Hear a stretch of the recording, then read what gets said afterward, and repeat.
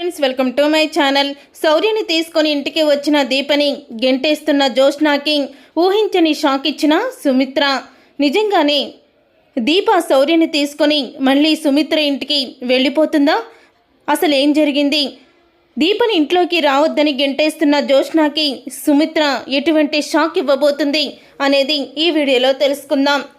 అంతకంటే ముందుగా ఇప్పటి వరకు మా వీడియోని కనుక లైక్ చేయకపోతే వెంటనే లైక్ చేసి ఛానల్ని సబ్స్క్రైబ్ చేసుకొని పక్కనే ఉన్న గంట సింబల్పై ఆల్ అని క్లిక్ చేయండి. నరసింహ అయితే మళ్ళీ దీప ఉన్న ఇంటికైతే వస్తాడు. దీప ఉన్న ఇంటికి వచ్చి శౌర్యని నాకు ఇచ్చేసేయి, నా బిడ్డని నాకివ్వు అని అంటూ ఉంటాడు.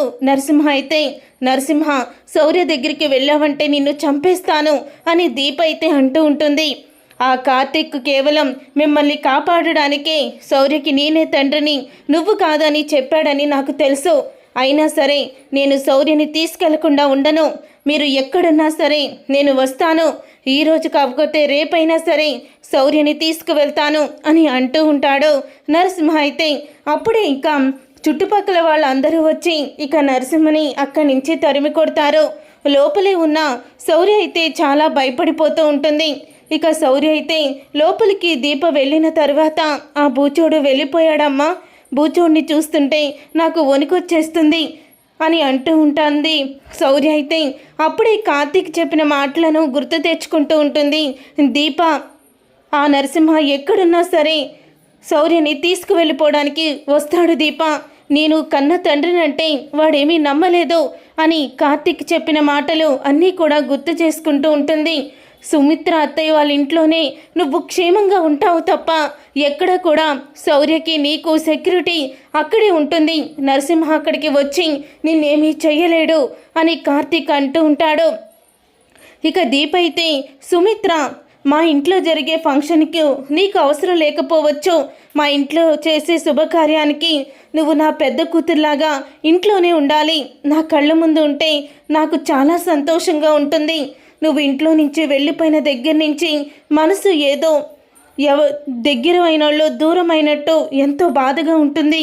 ఒక పక్క జోష్నాకి నిశ్చితార్థం అన్న ఆనందం ఉన్నా సరే ఏదో తెలియని వెలితి కనిపిస్తుంది నా మనసుకి అని సుమిత్ర అన్న మాటలన్నీ కూడా గుర్తు చేసుకుంటూ ఉంటుంది.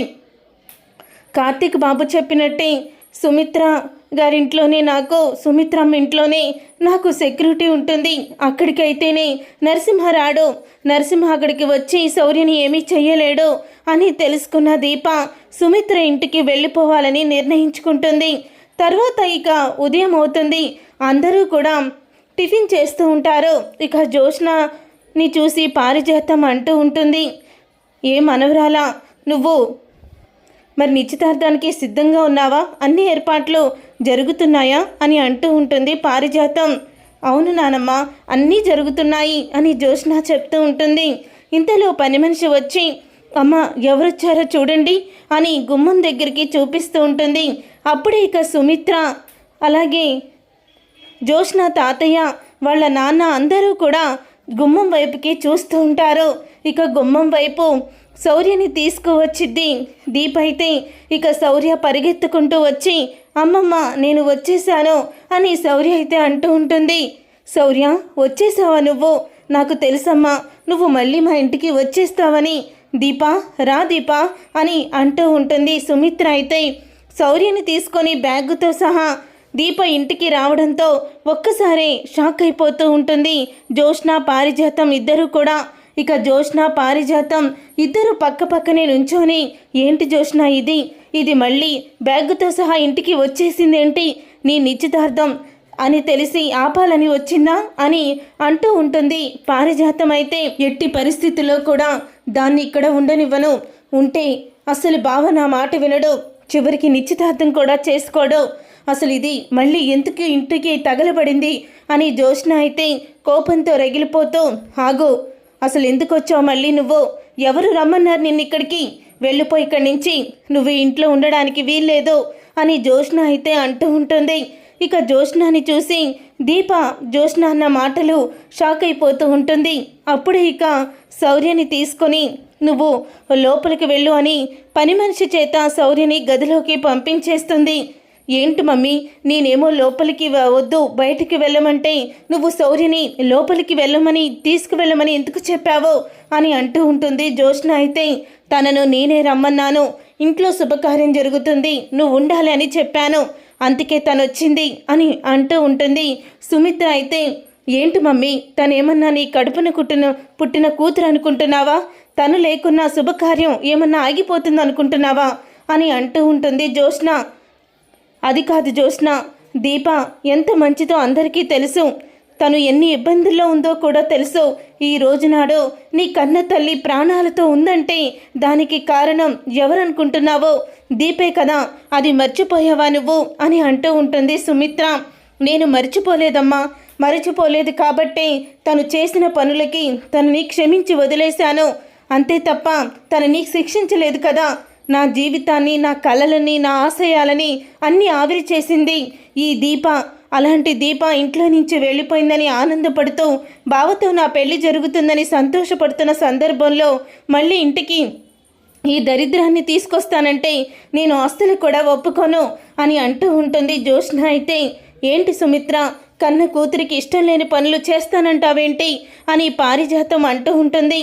అప్పుడే మీరాగండి అత్తయ్య, చూడు జ్యోత్స్న, తను నా కూతురు, నా కడుపున పుట్టకపోయినా దీప నా పెద్ద కూతురు.